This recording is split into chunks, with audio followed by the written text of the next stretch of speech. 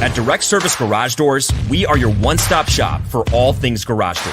From garage door repair and broken spring replacement to new garage doors and openers, we do it all. We're proud to be among the highest-rated local garage door companies in all of Central Arkansas. Our highly trained technicians are available 24 hours a day at no extra cost to you. So if you have an emergency, call us today, 501-244-3667, or visit our website at directserviceoverhead.com. Don't wait days. We'll fix it now.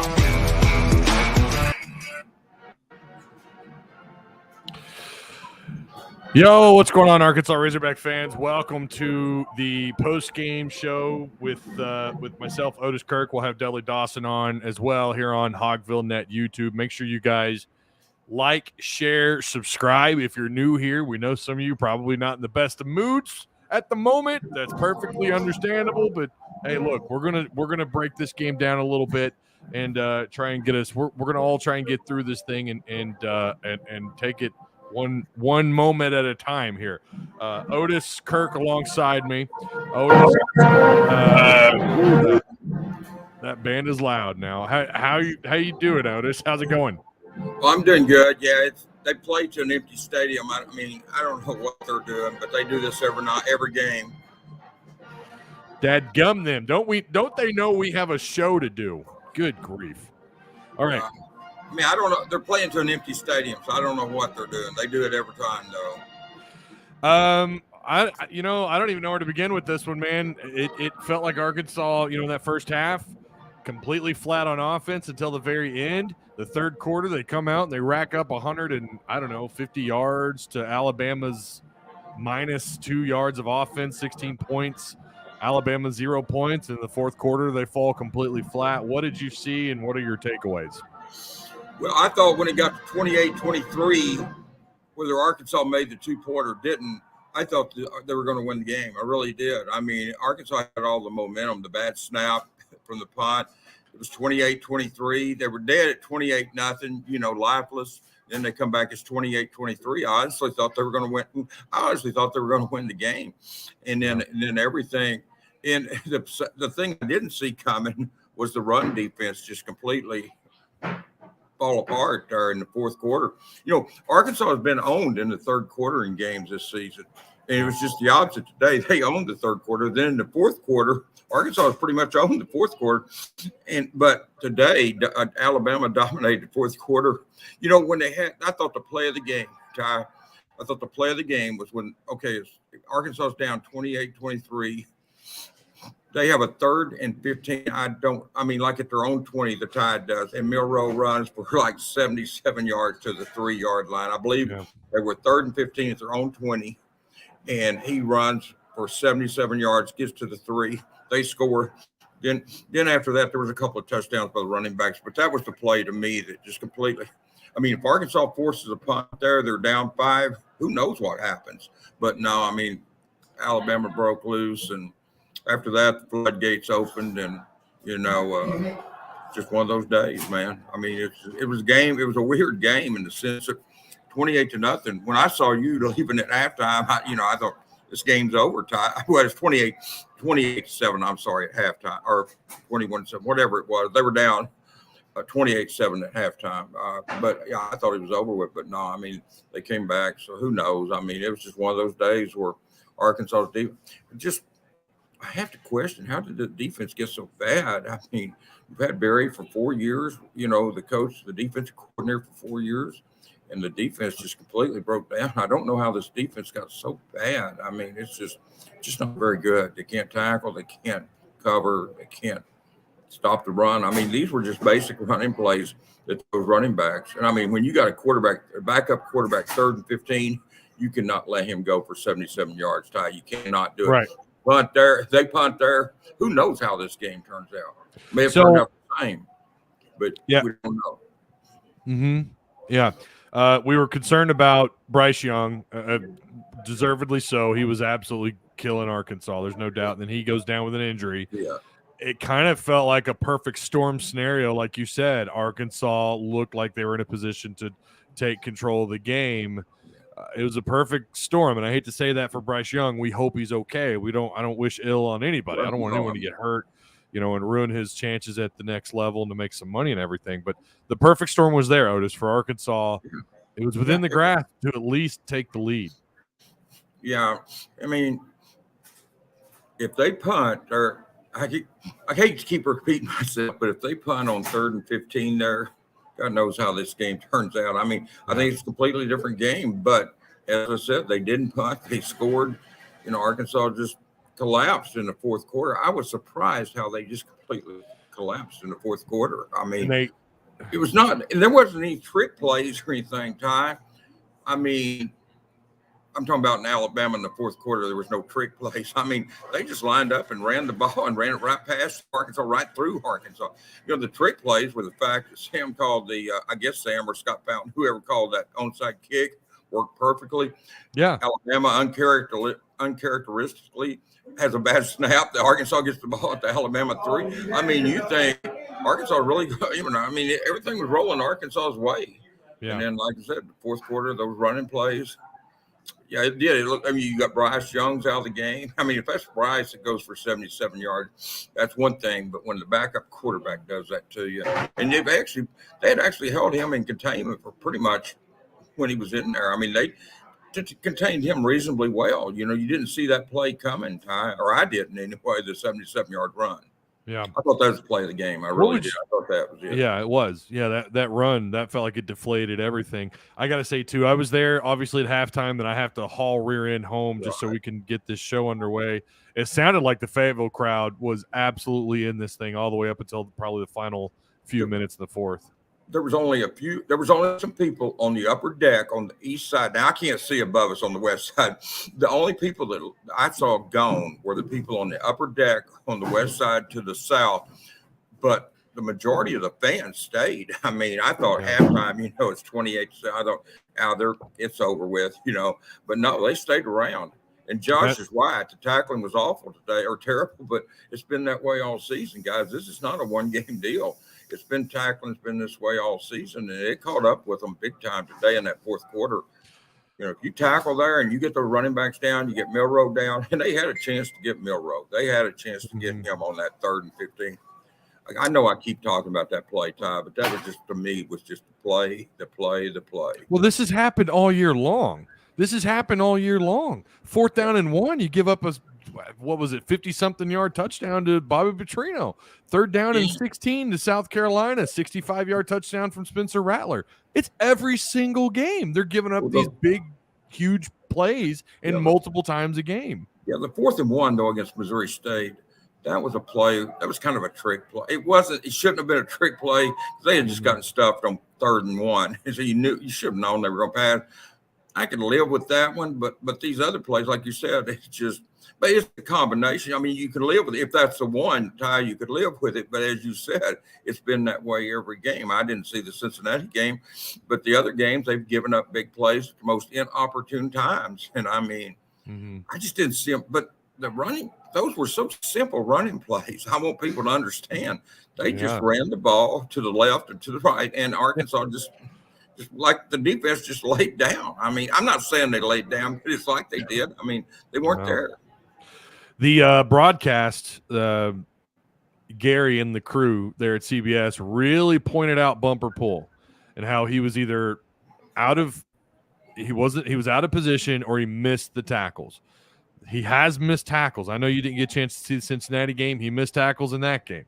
He missed tackles against Missouri State.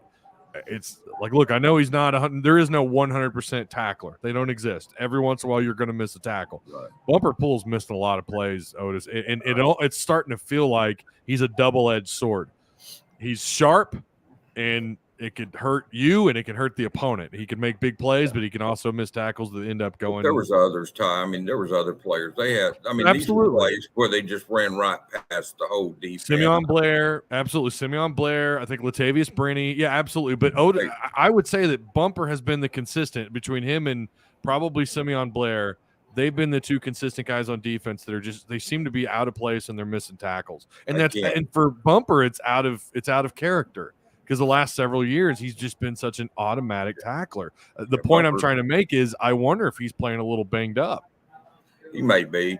I mean, it wouldn't surprise me. I mean, that's the thing right now. Most people are kind of banged up, but you know, you've just got to. It's just kind of like when it rains.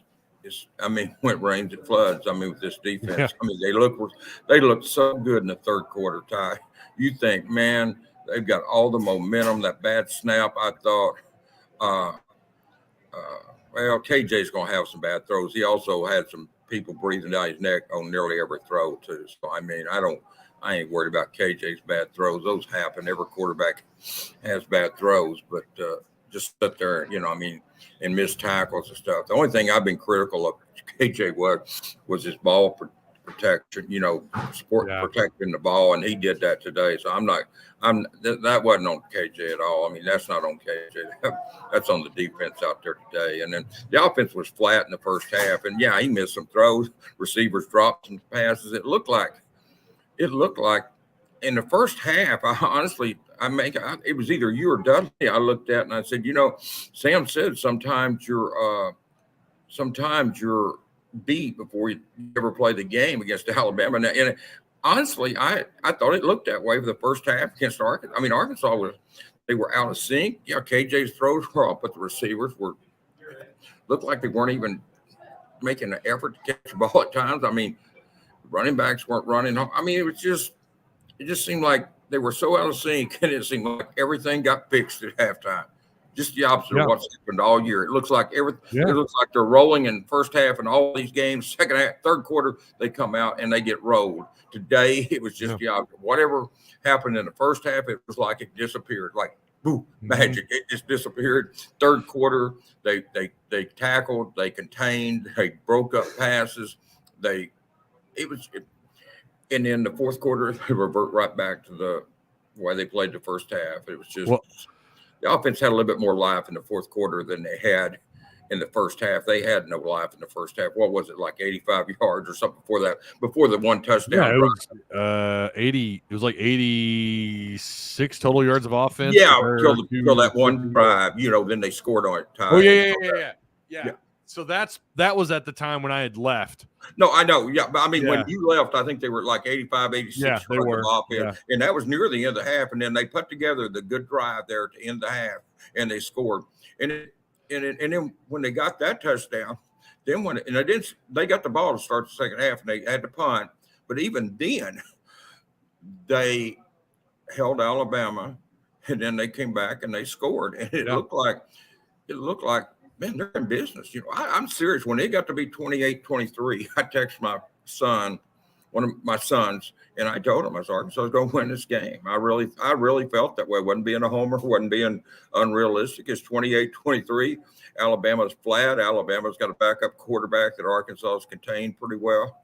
Mm-hmm. Honestly, Ty, I thought this is going to be the year the streak ends. And now, I mean, I didn't see the fourth quarter. The way it played out, I did not see that coming. I'm not going to sit there and tell you I did. I did not see it. I didn't either. It felt like they had figured it out. It felt like Arkansas had figured it out on both sides of the ball, and then they just collapsed. I want to ask you really quick. Malik Hornsby I guess he wasn't seen on the sidelines, or he was. We know he obviously didn't play. I don't know. I mean, but Fortin gave him. He was. Hornsby was on the sideline. Hornsby was on the sidelines, what John said. Okay. But Fortin gives them a better chance if they've got to throw the football. I mean, Malik throwing the football gives you no chance, basically. I mean, Fortin gave you a chance, I guess. I mean, I don't know. Look, that's why I'm never very critical of KJ, because without him, this offense would get exposed big time. I mean, KJ, he misses throws. Yeah, he doesn't protect the ball at times. I'm telling you, KJ is the driving force. Without him, they have zero chance. I'm just telling you. People think I'm crazy. Want to say you're just blind to KJ. No, I'm not. I'm telling you, I've seen these other guys in practice. I've seen them. I'm not being rude or critical. I'm just being honest with you. I can't get on here and tell you, if they put the backup quarterback in, they're going to score 60 points. I don't believe that, and I'm not going to say that on the air. Yeah. I think John did say he saw Malik on the sideline. Okay. All right. Well, hopefully he's not too upset by that. And that's also kind of why fans are bringing it up and why I'm asking, because he is listed as number 2 on the depth chart, you would automatically assume he'd be the next guy in. But like you said, if they the were in a game is, situation. I'm sorry. Go ahead, Tom. I'm sorry, man. No, you're fine. I was just gonna say they were in a situation where they had to throw, and they felt more comfortable with someone else throwing the ball than him. So that makes sense. If KJ gets injured or they take him out and the game's tied, then I think you see Hornsby. But with Arkansas trailing and needing to throw, I think it was automatic. They put Fortin in. I really do. I think it was a situation. I don't think it was the fact that Fortin is necessarily the number 2 quarterback or anything else. But I mean, you put Hornsby in there, his passing is just not where it needs to be. That's just what not it is. There yet. That's why he's not playing.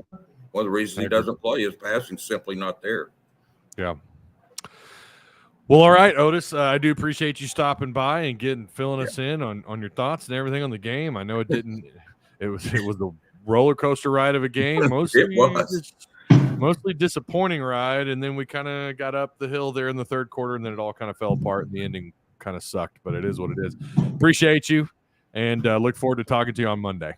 Somebody's throwing something over our heads here. I didn't know what upstairs. It sounded like they're falling through the roof. If anybody wonders why I'm looking up, they're throwing. Okay, hey Ty, thanks a lot, man. Appreciate it. All right, take it easy. Take it easy. You bet. All righty. Oh, see, yeah, that's the trick, isn't it? That's the trick, getting rid of that overlay. Trying to beat him to the button, because if he beats me to it, then that overlay just gets stuck on the screen.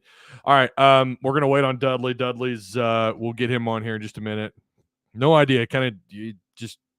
It's different every weekend how long it takes to get him in here, but that's fine. We can all talk. We can discuss what we watched. Probably going to ask Dudley some of the same questions. I'm curious, his takes on what he saw. Otis made a really good point about Malik Hornsby not coming in. That was a scenario where you needed someone to come out and throw the football around, and Hornsby just isn't there yet. And clearly they think someone else is there.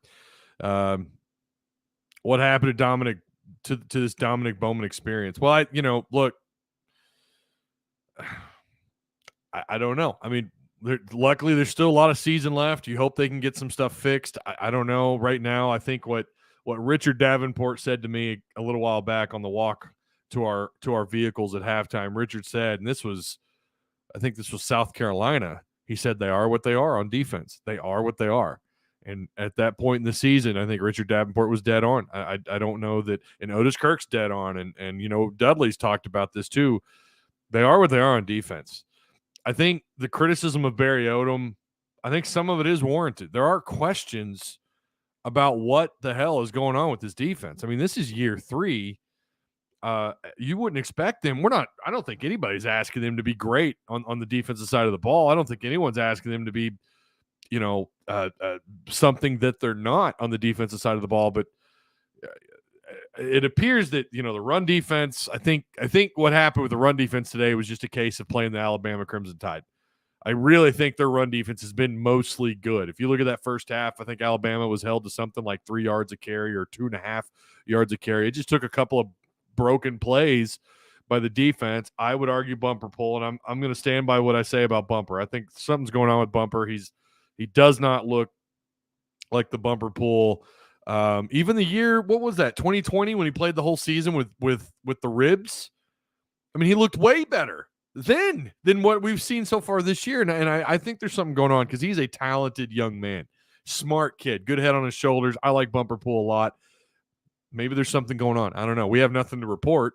There's nothing that we know of. It's just something's got to be going on. Or you can, we've had people in Discord, in the Tuss Talk with Ty Discord, make the claim that, well, it's on Odom. Odom's not putting him in the right position. I don't know that it's Odom. It might be a symptom. Odom might be maybe there is something when you're talking about scheming and calling out the right defense and getting the right plays to the field. And then you've got to worry about communication that's happening on the field. Maybe they're just really missing Morgan. I really wonder if Morgan and Henry, not having those two guys out there, maybe that's having an impact on Poole's play. I don't know. How about Drew Sanders, though? He did have a sack, and I think he led the team in tackles. What do you have, like 14 tackles and a sack, a quarterback hurry? It's not all bad on defense. They're still pretty good at pressuring quarterbacks. Bryce Young did have a couple – he had a few times where he was able to kind of sit back and they weren't able to really get pressure. I do think had Bryce Young played this entire game, I think this is probably like a 59 to, whatever score. Arkansas caught a little bit of a break there, and I hate to call it that. They were given an opportunity. Here's your chance. Here's your chance from the, I don't know, football gods or whatever. Here's your chance. He's a little banged up. He didn't have his arm in a sling, by the way, so we can talk about this. He's a little banged up. They got this backup in. Go do your thing. Here's your opportunity. You get an onside kick, right? You control the third quarter. 150 yards of offense in the third quarter, 16 points. Alabama with negative yardage out of the third quarter. Here it is, man. Here's your opportunity, only to fall flat on your face in the fourth quarter like Otis Kirk said, something we haven't seen much of this year. This team continues to struggle to put together a four-quarter game.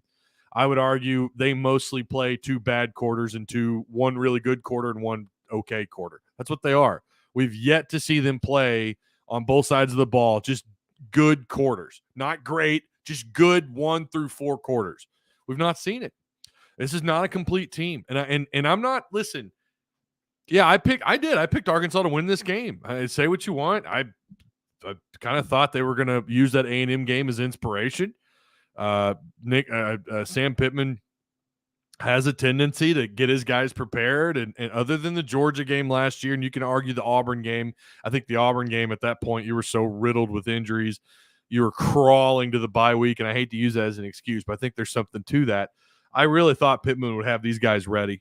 And then you factor in the crowd, you factor in how poor Alabama has played on the road their last 5 road games. I kind of thought, here's their chance. This has got to be it, right? I mean, surely we're going to beat these guys before my kids who are 10 and 7 years old, before they go to college, right? Like, surely it's going to happen. Maybe it's this year. The receivers haven't really stood out much this season.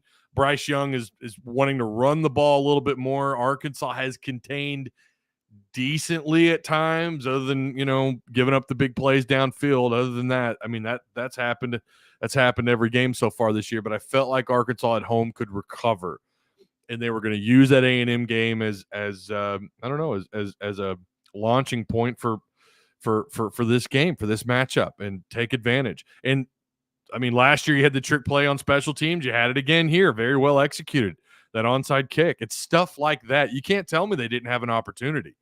You can sit there and, hindsight's 2020. I know everyone, who picked Alabama, they're going to, hindsight's 2020. Ty, how could you pick Arkansas, especially after what we just witnessed? But I picked them obviously before what we just witnessed. And I felt like, Pittman said it. We're going to pull out all stops. So, Eagle says, oh, no, hang on. Eagle says, Poole is very unimpressive today. I think he struggled. I think he's struggled, and I would argue this was, I don't know. I'm sure someone's going to come along and say, actually, he graded out pretty high, but I know that there were some key moments there where he wasn't, where he seemed like he was out of place. Crowd isn't going to be there much more this year. Listen, that is an argument to be made because you've got some tough road games. Right? You got to go to Mississippi State and to BYU, and who knows what shape you're in. Of course, you've got a bye week after BYU, and then you're on the road against Auburn. Then you're at home against Liberty. I don't know how much of a crowd Liberty will draw anyways. Who knows? I don't think there's any automatic wins on this schedule, period. I mean, until they get something figured out on defense, there's no automatic wins. I don't see it. Maybe you can argue Mizzou and Liberty. BYU they've unimpressed more than they have impressed. They really aren't playing at the level I thought they'd be playing at this year, but you still got to go to Provo, Utah. Don't know how that one's going to go. You don't miss 2. I don't know what you're talking about. What do you mean you don't miss 2? What are you talking about, Kevin? I had the second best win-loss record amongst all the Hogville folks. I'm going to drop big time this week. Bryles, this is a good point by Jay Hines. Bryles is pressed every week. It's Odom's turn. Listen, I think there is some criticism warranted. You also have to realize it is Alabama, right? It is the Crimson Tide. It's the Alabama Crimson Tide. They are really good on offense. You go back to that Texas game where they had like 40 flags for 100 yards. They really shot themselves in the foot in that game, something they don't do very often. They'd been tested, and I think you kind of wonder if this game had happened before Texas, how much different things would be. They were tested. They were given a good road test by the Longhorns and barely came out of it. But then the question is Arkansas better or worse than Texas? I think a lot of you right now would say Arkansas is worse. It's over, Arkansas. This is garbage. Sad. What do you mean it's over? Like, did you have Arkansas in the playoffs? Like, what are you talking about? You're right. Offensive play calling is just predictable. I don't understand when they get a big first down and they go high tempo. You know, they don't make any substitutions, so the defense is unable to sub out or to sub anybody in and sub anybody out. And what do? They line it up to just hand the ball off to Rocket Sanders. This happened in the second half a lot, just to hand the ball off and get 2 yards and set up 2nd down and 8. If they don't get chunk yards on 2nd down, well, now they're looking at 3rd and long, and we know this offense, 3rd and long, I've been saying this since Kendall's been here, they're just not built to handle 3rd and longs. Now, they did have a couple 3rd and long conversions today, but overall, that's just not been in the cards for this offense. They're not automatic. This isn't Bobby Petrino playing or calling your plays. Obviously, it's a veer and shoot RPO offense, completely different than what he did here when he was here, decade ago or so. But it's not automatic. You don't feel as good 3rd and long. You don't feel comfortable with what's about to be called on the field. You don't feel like they're going to convert. So all of a sudden, that first down play calling, they're kind of reverting back. I did see them go empty set. I think they went empty set once or twice on first down. I know they threw it a couple times on first down, which is uncharacteristic of Kendall Briles. They are, and I took a little heat for that last year, but I think they are predictable. I think they are predictable, but the whole point of the RPO is to keep the defense guessing. But I mean, it's not like they didn't have success on the ground today. It's not like they were completely stopped on the ground. They ran for a $187. The problem is they ran for 317. And again, it goes back to what's going on the defensive side of the ball. Rocket was a bright spot. Let's go over the numbers here really quick while we wait on Otis. Arkansas ended up with more first downs, 26 to their 17. Their 3rd down efficiency, 5 of 16. Like that, you're not beating very many teams with a 5 of 16 3rd down conversion efficiency. They were 9 of 14. They were 0 for 1 on 4th down. Arkansas was 0 for 1. Total yards, Arkansas 377. Alabama's 555. They had 238 yards through the air. Got to keep in mind, Bryce Young was knocked out in the 2nd quarter. Arkansas had a $190 through the air. They were 17 of 34 there, and that's combined between 2 different quarterbacks for Arkansas, averaging just 5.6 yards of completion. Alabama was 11 of 22 with an interception. Dwight McLaughlin, what is that? Pick number 3 for McLaughlin? Good for Dwight McLaughlin. All right, we've got Dudley Dawson. He's here with us. Let me get this logo up. Brow, there it is. Looking sharp with the Cardinal shirt there, the Cardinal polo, Dudley.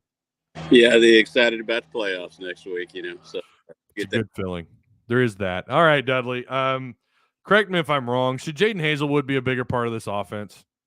I think so. Obviously there wasn't much of a passing attack today, 155 yards, 20 for the game, with KJ, and then Cade Forden came in and was 4 of 10. Good to see him get some action.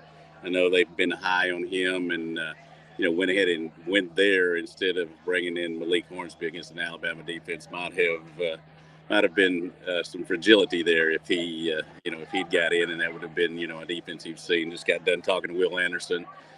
He's going to be a very rich man next year. Very high draft pick. He was very complimentary of Arkansas's team, including KJ, but, they did what they needed to do. Survived the injury to their quarterback, Bryce Young, but obviously, their backup came in and did a phenomenal job, including the big run in the 4th quarter, which, I think ended up being, probably the biggest play of the 4th quarter. Certainly there were more after that, but Arkansas was right there at 28-23. Coach Saban mentioned that. Several of the players did as well. They still felt confident in themselves, but there was a little pressure. The crowd was into it, and they knew that they were in an SEC venue, that if they didn't do things right, there would be a problem. And obviously the 3rd quarter, I think it was when they had 4 personal foul penalties on one drive, including one after the play. That you can imagine that was a focus of Coach Saban and what he was talking about in terms of what they could do better. He was happy with the way they competed early, offense, defense, special teams. He was not happy at all with the third quarter, special teams, offense, or defense. Offense had -1 yard, in that third quarter, and then had 240 or whatever it was in the fourth quarter. But he very complimentary of Arkansas, as you would expect. And one of the more interesting things, he dropped a Jimbo Fisher reference. There was a question about, well, what does this quarterback do better than Bryce Young? And he turned to the reporter and said, it wasn't me, by the way. He turned to the reporter and said, I would be glad to tell you, but I was planning on calling Jimbo on Monday and kind of giving him the go low down on what we're going to do next week if Bryce is not ready to play. AC joint was what Bryce Young had. Okay. Tapped him a few times. He tried to throw inside there to see if he could go, but he didn't have any momentum at all. They just couldn't see, especially at 28-7, a reason to go ahead and put him back out there when they had bigger games coming up. Obviously, that you might have been thinking a little bit about that, in the third quarter, but I think they think a lot about, the kid there, not just a football player. And I think that was good for him. Mr. T-Dub has an interesting take here. I think we'll see an exodus of good wide receivers because we're playing Bielema ball. We have to stretch the field. We have studs in the wide receiver room, and we ain't using them. Do you think it's that? I mean, they're obviously not throwing the ball a lot. I think we're averaging something like 30 throws a game or something. And that's not Kendall Browse's offense. I get that. But it does feel like the wide receivers are a little underutilized. And again, I already asked about Hazelwood a little bit.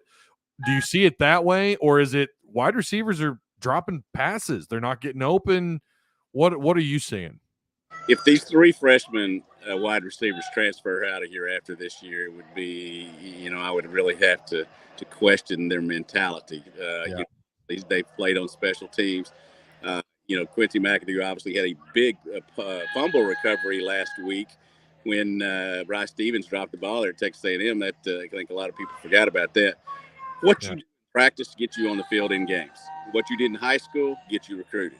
You don't get to come up here and start running routes and being a main part of the offense just because you had accolades in high school. I like all three of them: Sam Mbake, Quincy McAdoo, and Isaiah. I think they're all going to be very good wide receivers. But this is Jaden Hasselwood and Matt Landers have both succeeded on a big level. I have done things. Now, I would tell you that I think Ketron Jackson has moved up and kind of become the number one wide receiver. Yeah. Consistent catching the ball.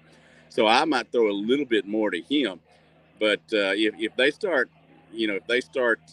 transferring out of here, when not getting to play as a true freshman, well, that's something that, maybe they need to be at a different place then.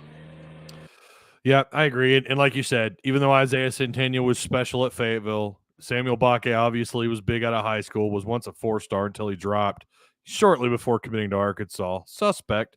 And then, of course, Quincy McAdoo, who actually shined during fall camp a little bit. You and I and Otis all saw that, and I kind of thought he would have somewhat of a presence this year. We haven't seen him a lot. Yeah, I think, too, people have to realize this offense is what it is. They don't throw it a lot. That's obviously not what they do. I mean, I've always said they're a power run offense in disguise with the RPO. I mean, with how big they are, with how dominant they are on the line of scrimmage, they strike me more as a power run offense. They just don't have a fullback, and they use a tight end to knock people out of the way and big physical offensive linemen.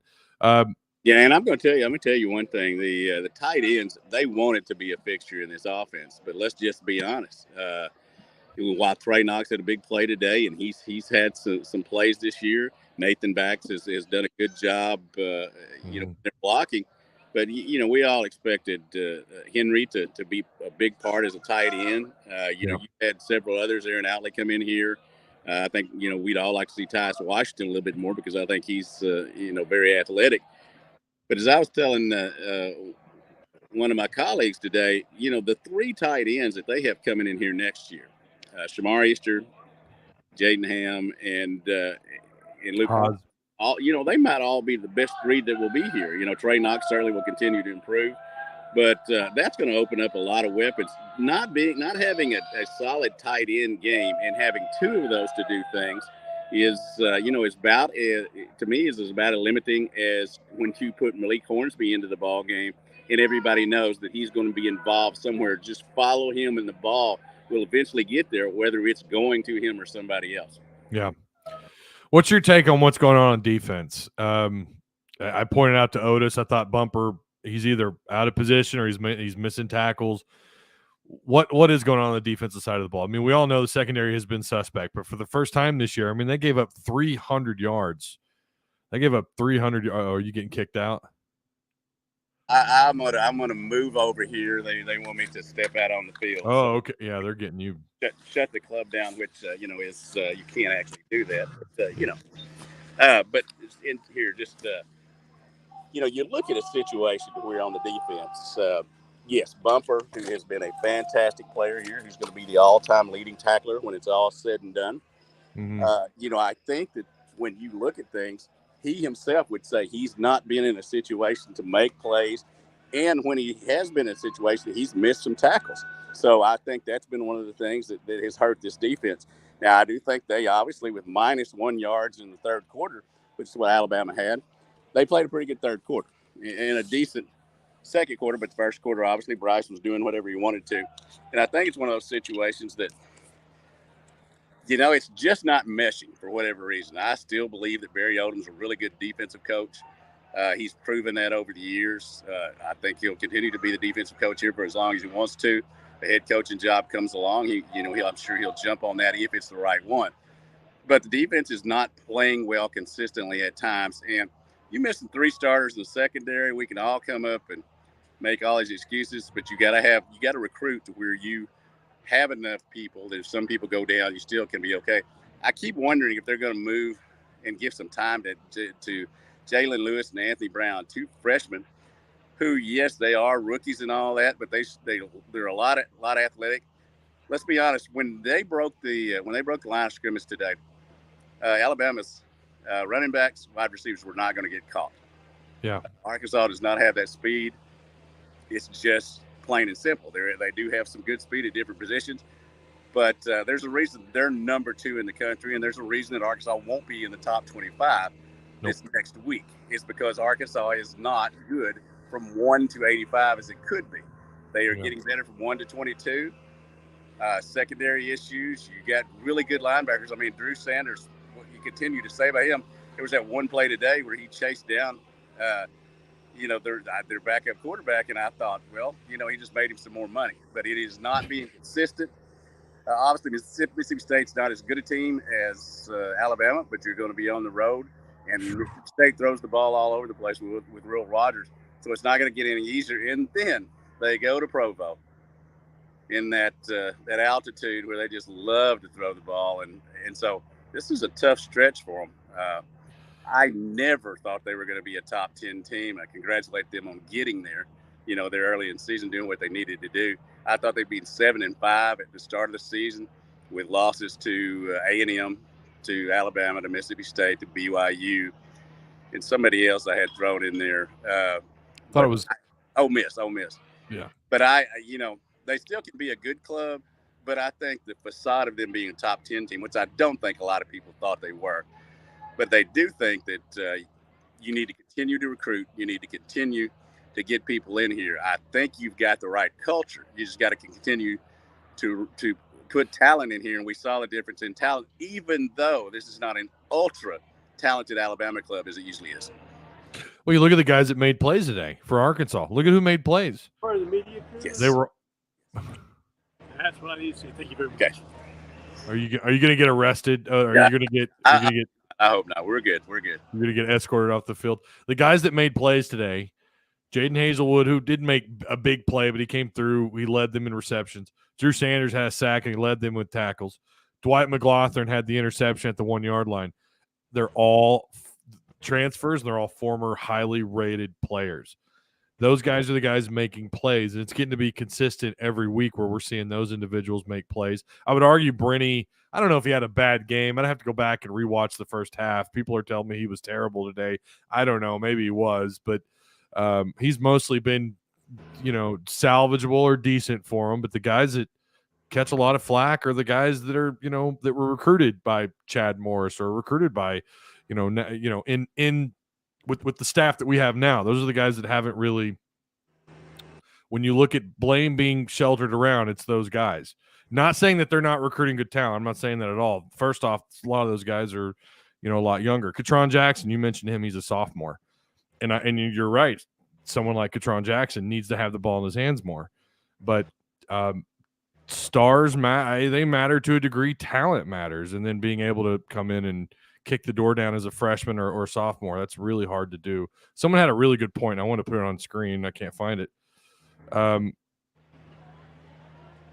I can't find it. I'll ask you this.